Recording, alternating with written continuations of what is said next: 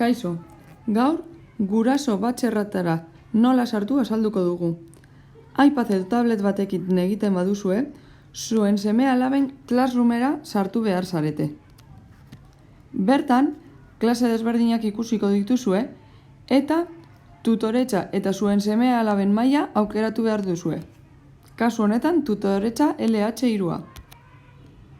Behin barruan, goiko aldean eskuman, kamaratxoari emon eta mitera sartuko zarete zuzenean. Orain, ordenagailutik gurasoen batxerratara nola sartu ikasiko dugu. Lehenengo, Google zabaldu eta eskumatan iniciar sesioneri eman behar dutxegu. Hemen, gure seme-alaben emaila sartu behar dugu.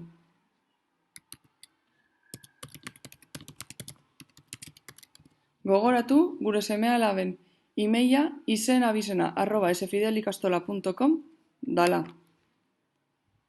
Hemen, gure seme-alaben pasahitza sartu behar dugu.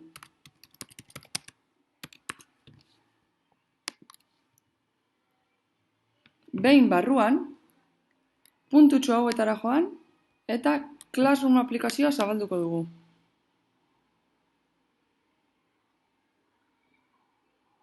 Hemen, tutoretza eta gure seme-alaben maila topatu behar ditugu.